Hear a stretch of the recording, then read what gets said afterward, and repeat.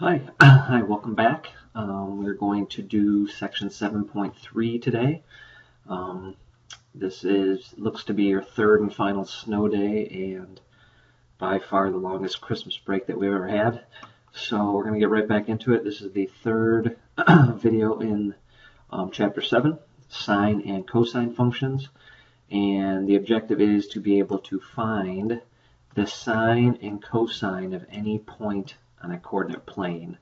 And we'll probably also be throwing some tangent in there too. Those are the three main trig functions. Okay, so one thing we always have to remember is SOHCAHTOA. Please remember SOHCAHTOA. Okay, so definitely make sure you remember SOHCAHTOA. All right, so getting right into it. We're going to talk about these trig functions in a kind of a new way now. Okay, so here's our three normal ones. Sine is opposite over hypotenuse. Cosine is adjacent over hypotenuse. Tangent is, those should look familiar. Okay, so now what we're going to do is we're going to do something a little bit different. All right, so we have an ordered pair or a coordinate plane here with a circle. This should look familiar. This is similar to the unit circle that you've learned about in Algebra 2. And let's say I put a point right over here in the first quadrant. I would hope that you would agree that this is the point xy, where both x is positive and y is positive. We went to the right and we went up. Okay. Now what we're going to do is I'm going to draw a right triangle in this first quadrant. Okay, I'm going to draw straight down to the x-axis, and then I'm going to draw a line straight down. That's not a very good line, so I'm going to redo that one. I'm going to go right from the origin up into my point. So hopefully you see here that we have some sort of a right triangle. Okay, now we have to recognize that this point from the origin to the tip corner of your right triangle, that's a positive x value, and then this is your positive y value, and this is the radius of your circle. Anytime you go from the center of the circle to this side of the circle, that's the radius. Okay, so this would be for a first quadrant. That's your first quadrant triangle. Okay, now let's say we put a point in the second quadrant. Okay, what would the ordered pair be? Now we went to the left, so it's going to be a negative x, but we went up, so it's going to be a positive y. So we still have some sort of a right triangle again. So draw that line to the point, and then we draw a line straight down. And here is our right triangle. Now, what do we have here? I'm going to actually move these to the inside of the circles. All right, so this was your positive x. Now, what do we have here? We have a negative x value because we went to the left x. We still went up, so it's a positive y, and this is still our radius. R is always a positive r. All right, next we're going to do a third. So this was a second quadrant triangle. Now we're going to do a third quadrant triangle. So I'm going to put a point somewhere in the third. What is the ordered pair here? It's negative x because it's to the left, and now it is a negative y as well because we're going down. So I'm going to draw a line there to my point, line straight up. We have my right triangle. Now notice we're still going to the left, so this side right here is still our negative x. We're going down to our y, so it's a negative y, and remember this is still r. And then lastly, we can do a third quadrant triangle, and some point over here, which would make this a positive x because it's to the right, and a negative y because we went down. So here is my fourth quadrant right triangle. This is still positive x because we went to the right. This is now a negative y, and remember this is still r. Okay, so these are all of your options. These are all of your options. Okay, now we base our sine, cosine, tangent, however, just off of the first quadrant triangle. So I'm only going to look at this green triangle here. Okay, now the thetas are all of these angles next to the origin. So these are all of our thetas. So we're going to do our opposite and hypotenuses all off of those thetas. Okay, so if sine is opposite over hypotenuse, opposite of theta is y, hypotenuse is r. So sine is your y value divided by your r value. Cosine would be your adjacent over hypotenuse. So adjacent would be your x value over your hypotenuse. So x over r. Oops.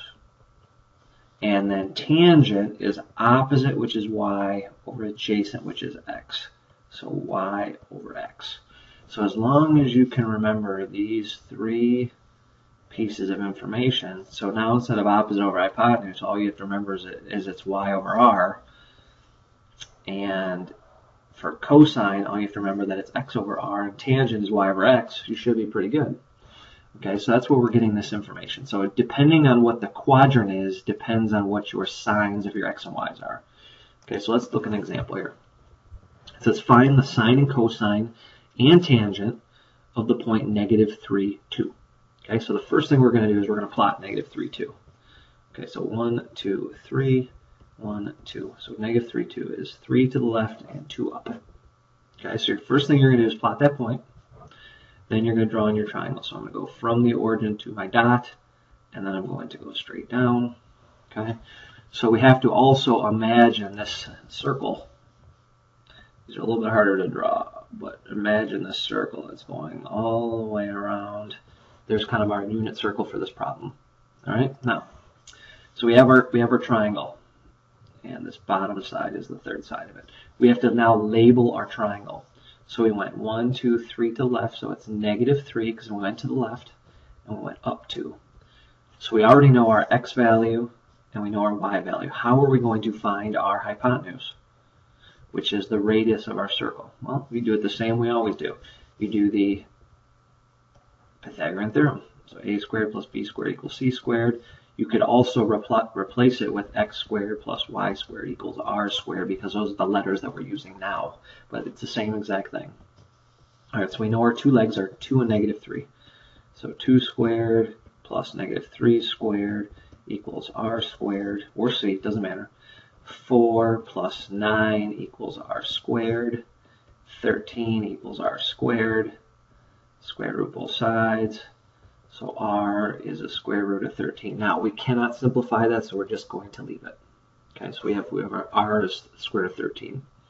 All right, so what we're going to do now is we're going to find our sine of theta, our cosine of theta, and our tangent of theta. And remember, theta is the angle next to the origin. Okay. So it's right there. All right, so let's go back to our sine, cosine, tangent. Remember, sine is y over r. Sine is y over r. Our y value is 2. Our r is root 13. So 2 over square root of 13. So let's get rid of that right now. I think you guys are all pretty good at getting rid of that. So I have 2 root 13 on top. And on the bottom, root 13 times root 13 is just 13. So my sine is 2 root 13 over 13. Cosine is what? Cosine is x over r. So cosine is my x value over r. It's negative 3 over root 13. Oops. Okay, negative 3 over root 13. So really, if I were to multiply that out, what I would get is negative 3 root 13 over root 13. So you're going to have to multiply by root 13 over root 13 again. Okay? And then lastly is tangent. What's tangent? Tangent is y divided by x. So my y value is 2. My x value is negative 3. So 2 over negative 3. Okay? So hopefully this is pretty easy for you. It's not too hard. So this would be a second quadrant triangle. Notice our x value is negative and our y value is positive in the second quadrant. All right, example 2. It says find the sine, cosine, tangent of the point 4, 2. Okay, so first thing we're going to do is plot 4, 2. Okay, 4, 2 is 4 to the right. 1, 2, 3, 4. And negative 2. 2 down. All right, so I'm going to draw my triangle first. I'm going to try to attempt to draw a decent circle in here that goes through. Remember, it's got to touch that point. That's not a very good one, but that's okay. It serves the purpose. You can draw this x side in. You don't have to, but you can if you want to. All right, so our x value is 1, 2, 3, 4. Our y value went down 2. So remember, you have to put your sign in there. It's down 2. So 4 and negative 2. All right, so that's what we're going to do now is we're going to find our missing side. X squared plus y squared equals r squared. We always need to find this r value. So our two legs are 4 and negative 2. So 4 squared plus negative 2 squared equals r squared. 16 plus 4 equals r squared. 20 equals r squared. Then we square root both sides, so r equals. So let's reduce 20. Okay, 20 would be square root of 4 times square root of 5. Square root of 4 is 2. 5 I cannot reduce, so 2 root 5 equals r. Okay, so that's how you simplify it. All right, so there's my three sides. So once again, we're going to find sine of theta, cosine of theta, tangent of theta. And remember, theta is always the angle made with the origin, so it's right here. Okay, so what's sine? Sine is y divided by r. So we have negative 2 over 2 root 5. All right. So let's get rid of this. We have root 5 over root 5. On top I have negative 2 root 5. On the bottom I have 2 times root 5 times root 5 is 5. 2 times 5 would be 10. All right, I need to move these over. Okay, so when I reduce this, what do I get? Negative 2 over 10 is negative 1/5. So I have negative root 5 over 5.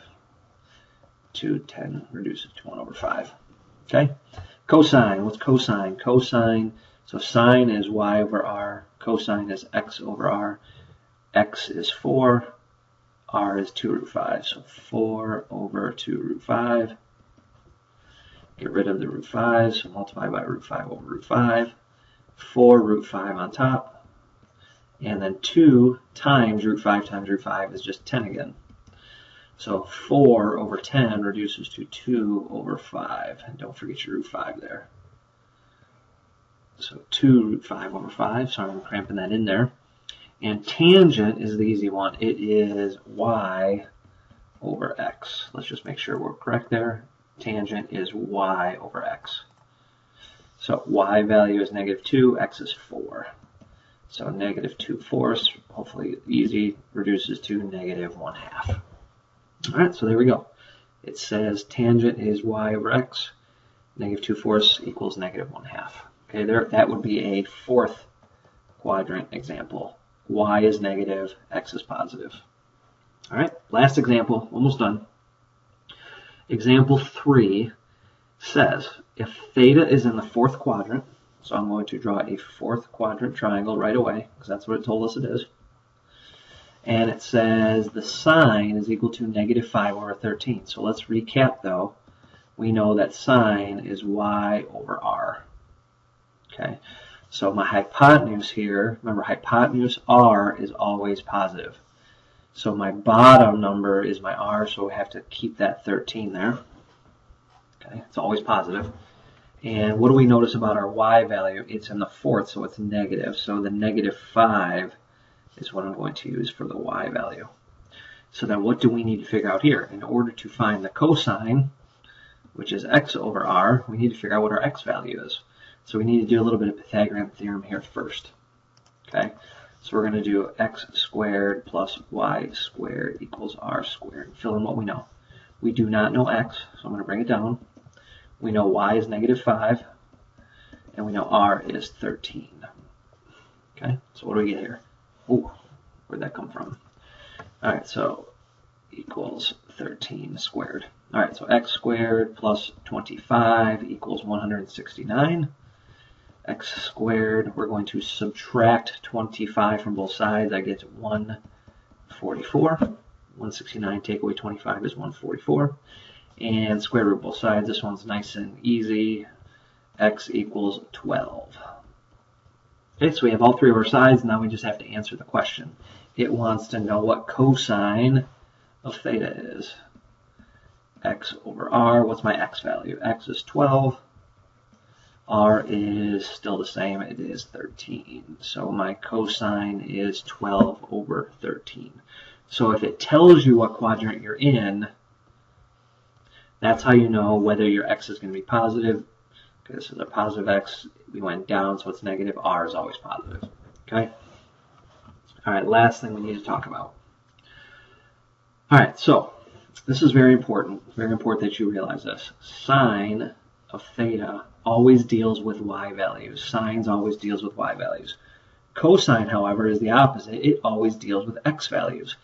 So if you remember that sine is y, then you always know that your sine is going to be positive above the x-axis because y is positive above the x-axis.